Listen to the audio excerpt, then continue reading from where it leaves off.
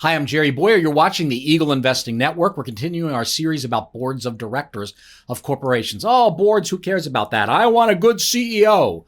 Well, here's the problem. The board chooses the CEO. The board fires the CEO. The board sets the CEO's pay. The board approves the CEO's plan. Boards are over CEOs, or at least they're supposed to be. If they're not, that's one of the ways things go wrong. This doesn't get a lot of attention because we are looking for our celebrity CEO, or maybe it's a CEO that we really don't like. Whichever it is, they get a lot of attention, but the board doesn't get quite as much attention.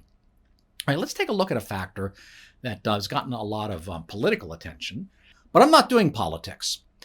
So there's a lot of talk about gender diversity on boards of directors and racial diversity. What I care about is returns. And there's some reason to believe that boards work better when it's not all men.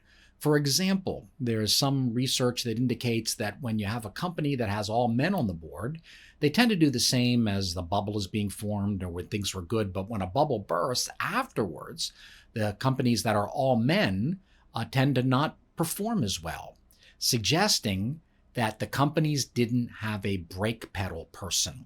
You get a bunch of men together and it's big, grow, grow, grow, expand, expand, expand, put another pin in the map. And they overexpand during the bubble time, they overexpand during the good times, and then something goes wrong and they found out that they overexpanded. So we're looking at women on the board of directors, and maybe that's the reason why that helps. Some people have suggested that men show off for women. So if there's a woman on the board, they do their homework. I don't know why this works. I know what some white papers have suggested. I know, however, that it does seem to work. If you have women on the board of directors, that's this cluster here, versus women not on the board of directors, we see that in the following year, there is significantly higher performance. Again, I'm not doing politics. I'm doing finance, that there's something about the nature. I happen to believe that, that men and women are distinct and complementary to one another. I don't think that men and women are the same. I think men and women think differently. And so if you only have men, you're missing half the human race, but it's not like you're arbitrarily missing. You're missing a certain different way of looking at the world.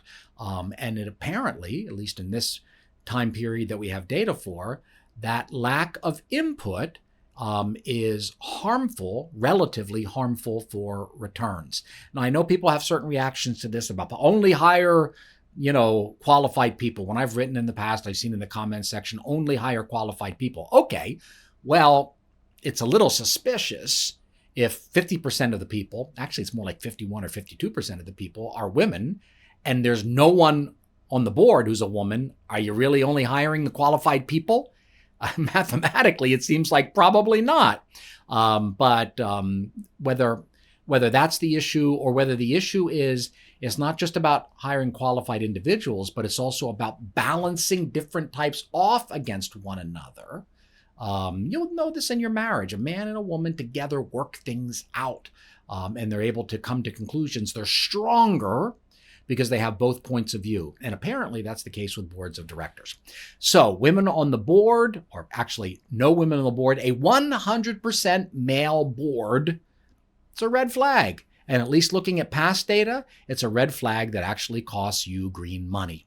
Anyway, this is our continuing series on boards of directors and how they work. I'm Jerry Bowyer. This is the Eagle Investing Network. Make sure to hit subscribe and share this with somebody who you think should know more about investing. Hey, if you're a man, share it with your wife. If you're a wife, share it with your husband. And you can talk about it and see how men and women talk and think about things differently and why it is we need both points of view in order to create the maximum amount of human flourishing and wealth. Thank you for joining us.